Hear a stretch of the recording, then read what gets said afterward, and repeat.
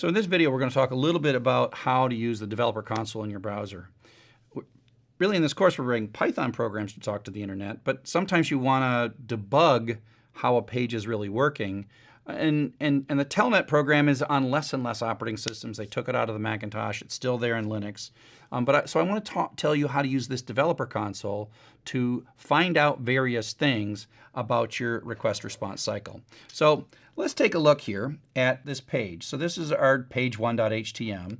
And we've looked at this a lot of different ways, whether it be Telnet or in a Python program. And now I'm just going to type it in on a browser, and then we're going to kind of tear apart what's going on. So I did this in View Developer Console and under the Network tab, and then I refreshed the page. And so what this is doing is showing each of the requests in the request response cycle. And so page1.htm is the document. Remember, we talked about that. There is the protocol, the server, and the document. Page 1 is the document. So if I click on this, then I get to see all kinds of things. So the preview, that's the HTML as it's rendered. But the more interesting thing is the GET request, the headers. So remember, it does a request. In this case, it's a GET, right? And then it gets a response in the 200. And if you look at all the little things I had in the other lectures, you see these 200s are coming out. You see the IP address of where it's going to, and then the response headers, cache control. Now, I actually have an assignment where you're supposed to read some of these things and type them in. You'll get these exact same headers either in Python or with Telnet or with the developer console. So in that assignment, you can do it any way that you want. So like the E tag or the content type that says this is an HTML page. That tells it when it gets the actual response, the actual response is like got less than's and greater thans. That's HTML, but says format this with HTML. And so the request headers, I wish they put these in a different order because the browser makes the connection to port 80, and then it sends the request on port 80, then it sends the request headers on port 80, and then it waits for the response, right? And so these are the things, and it's telling it various things like accept language, for example, says that I prefer English.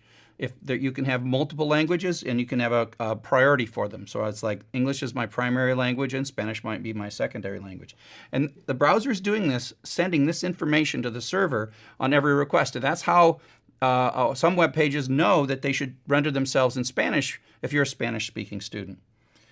And so that's the request, and then the response is this HTML, and that's literally what came back from the server, and then it shows up as this. So the way it's rendered is this H1 turns it into, text, etc. And so that's what it is. You see the request response cycle. So I'll go back to get rid of this. So I'm going to clear this, and then I'm going to hit refresh, and that's going to trigger another GET request. And there you go. And you look at headers, preview, response, etc., and timing. Okay? So that's the basic idea. So I want to show you a couple of other things about this request response cycle. You can kind of stop watching now if you wanted to, but I want to show you a few other things that actually come from my other specialization, Web Applications for Everybody. So this is a guessing game that I wrote, and you're supposed to guess a number. And if you've taken this class long enough, you know what the number is that will be the correct answer, because it's always the right answer. So I want to show you the idea of putting parameters on a URL. So I can put a parameter, guess equals 12. So I put a question mark, and you'll see URLs. If you're using Google Maps or whatever, you'll see these question marks. These are parameters that go on in addition to the URL. So here we have the URL is this, and then there's parameters that are being sent to this interactive application on this server. And so if we take a look at what happened, we do a GET request. If I look at the headers, it sent in this whole URL as the document to retrieve, question mark guess equals 1. Web applications, after the question mark, see these as key value pairs for the parameters. It comes like a little dictionary in. And so if we look here, that's what the URL was. We did a GET request to that. This is the IP address that we connected to, got a 200. The response headers, we see that it's content type text HTML. And the request headers, again, these are the ones we were sending in. There's a path and a scheme and all these other things. And then there's query string parameters. And so these parameters that are sitting there at the end are called GET parameters or query string parameters. And you can put more than one in, although this application doesn't care. I could put ampersand x equals 14 ampersand ABC equals 22. And then all those, that'd be 3 key value pairs that are being sent. So if we take a look, that's the URL that it hits. But as it's perceived inside of the server, it sees that there are 3 variables that have been sent in at the end of this URL. So that's another thing that you're going to see. Again, you don't need it sort of for this class, but sort of as we talk about the request response cycle, sometimes there's other information.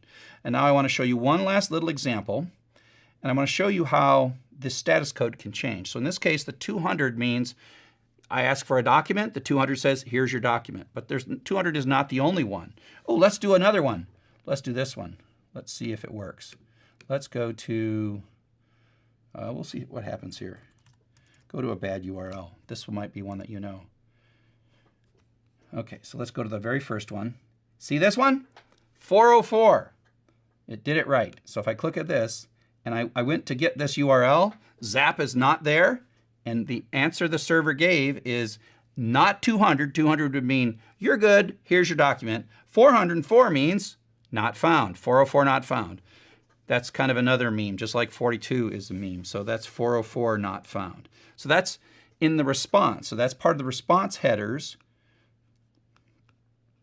The status is 404, and the other one's the status would be 200.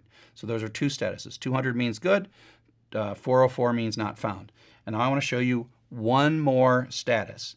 And so what this does is this is a application that does what's called a redirect.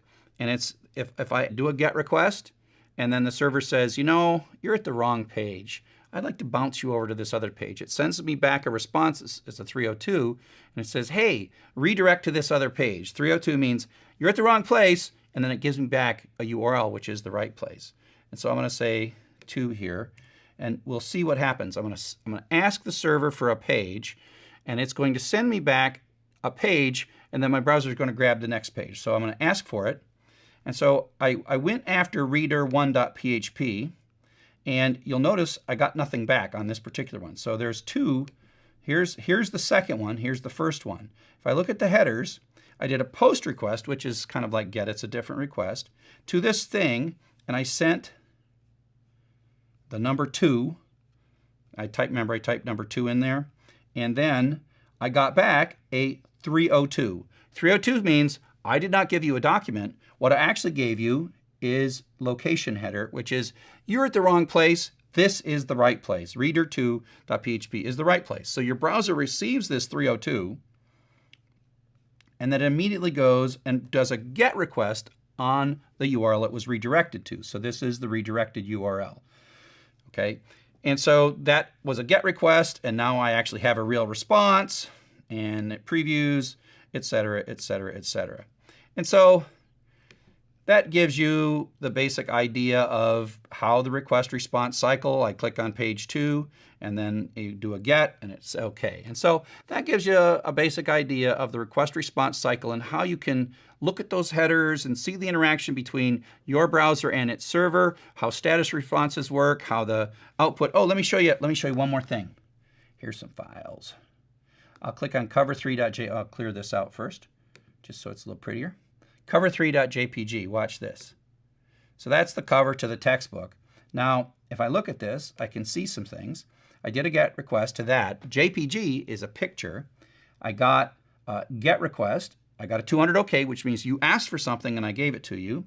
And everything else is the same. But the thing that's different here is the content type, image JPEG.